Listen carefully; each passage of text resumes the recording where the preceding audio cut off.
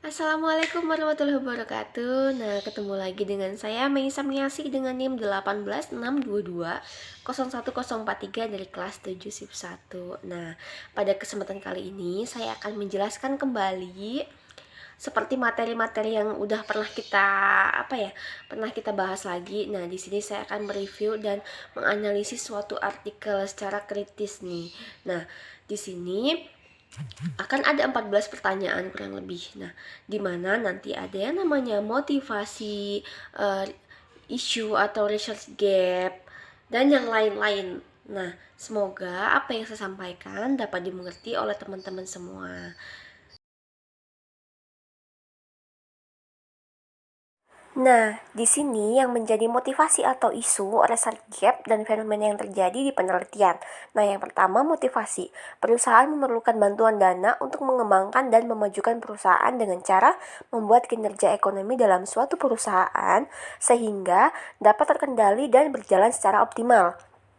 Research gap-nya, menurut Malvin dan Wijaya tahun 2016 mengungkapkan bahwa berpengaruh positif terhadap economic performance.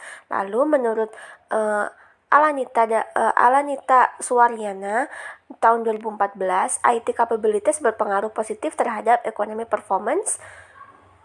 Dan menurut S. Tuningsari tahun 2014 mengungkapkan bahwa superior performance berpengaruh positif terhadap economic performance. Jadi sama-sama berpengaruh positif ya teman-teman.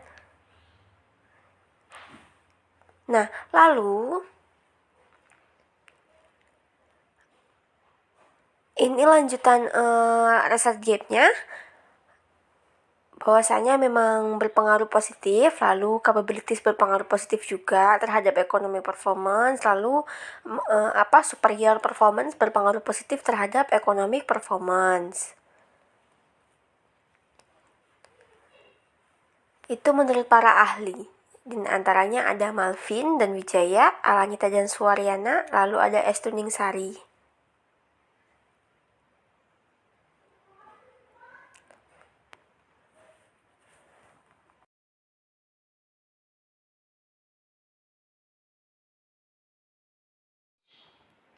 Nah, apa sih yang menjadi kebaruan atau novelty dari penelitian ini? Nah, hubungan yang sangat kuat antara kesuksesan perusahaan, tambahan modal, dan kinerja ekonomi perusahaan.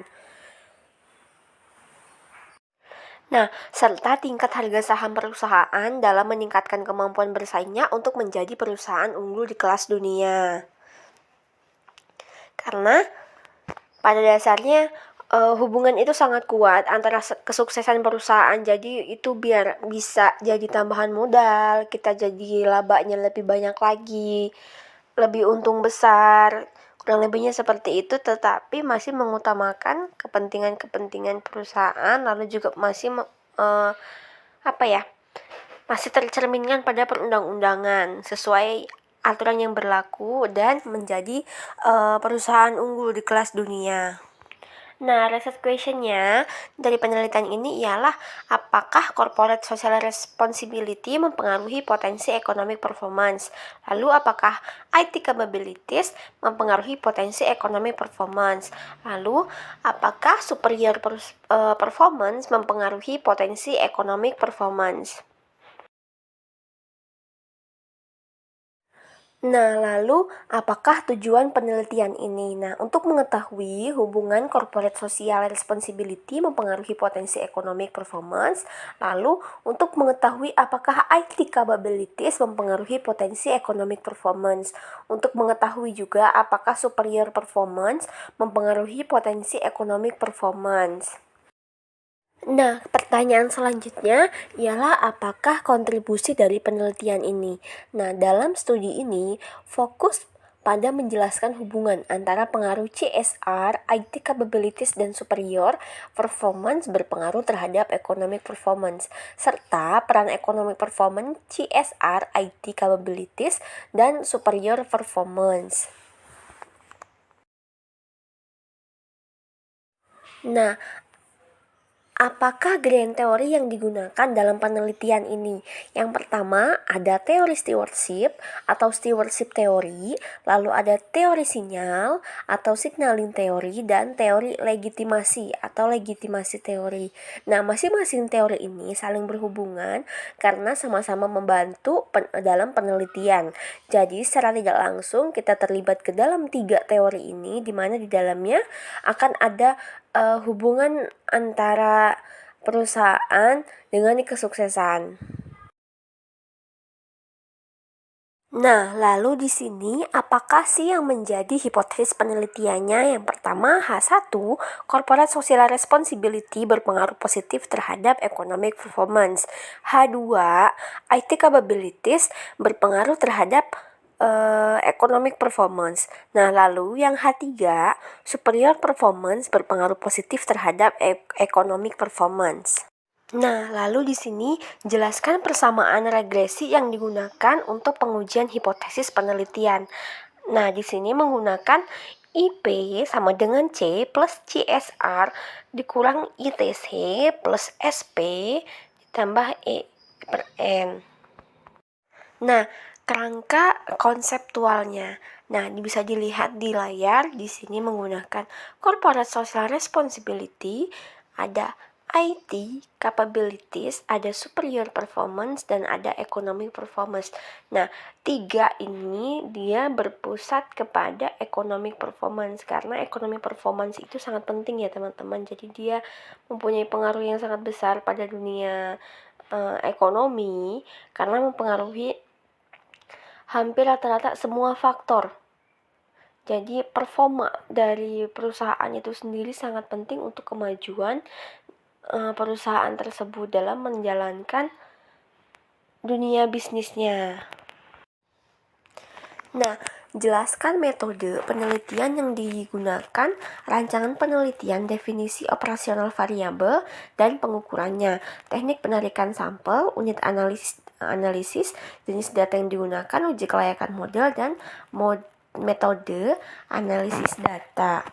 Nah, kita akan bahas secara rinci apa aja sih yang digunakan untuk menunjang penelitian ini atau untuk menunjang review dan analisis dari si peneliti.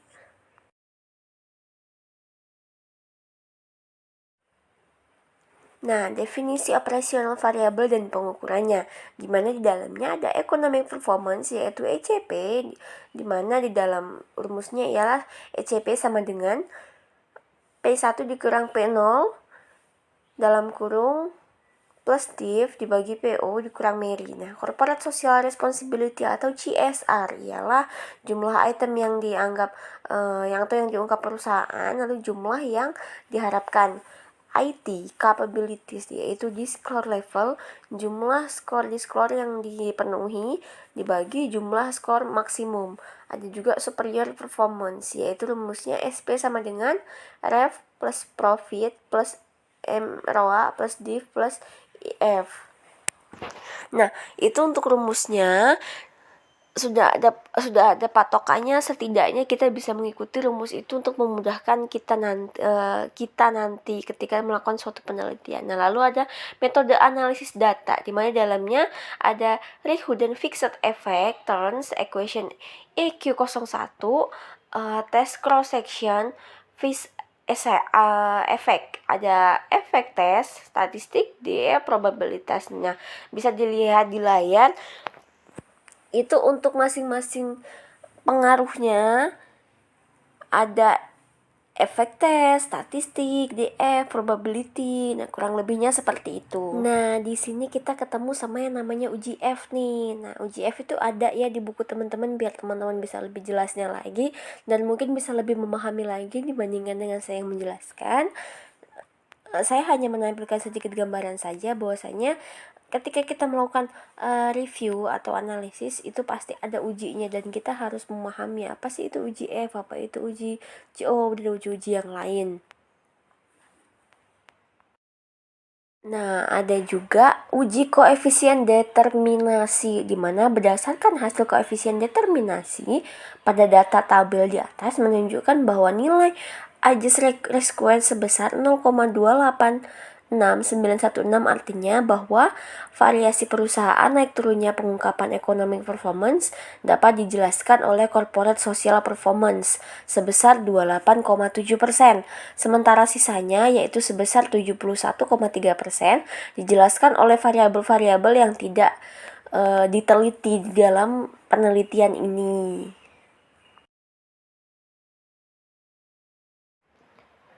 Nah, kita ke pertanyaan berikutnya. Jelaskan persamaan regresi yang digunakan untuk pengujian hipotesis penelitian ini, di mana menggunakan rumus EP sama dengan C plus CSR dikurang ITC plus SP dan I plus N. Jadi ini ada apa ya? Ada rumusnya yang dapat kita ikuti atau sebagai patokan ketika kita akan mereview atau akan melakukan penelitian ini dalam pengujian hipotesis penelitiannya. Jadi sudah ada gambaran ya teman-teman.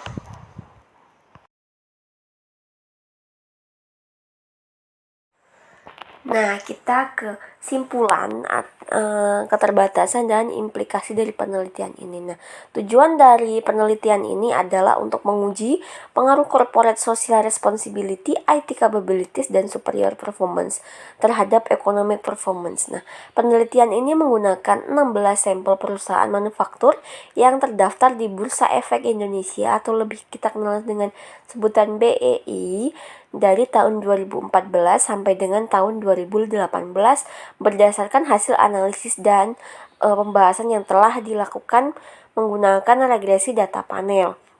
Nah, secara keseluruhan kritik dari saya menurut saya tidak ada karena peneliti sudah cukup menjelaskan secara detail dan rinci, secara implisit dan eksplisit.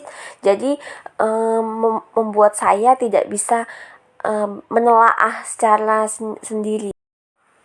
Jadi saya tidak bisa menelaah secara sendiri karena di sini saya sudah bisa menangkap apa yang dimaksud oleh si peneliti. Jadi tidak membuat saya berangan-angan oh seperti ini, kurang lebihnya seperti itu. Nah, saya rasa cukup sampai di sini. Apabila ada kesalahan dalam pengucapan atau ada materi yang belum teman-teman pahami, bisa ditanyakan di kolom komentar. Sebisa mungkin saya akan berusaha menjawab karena di sini kita masih sama-sama belajar.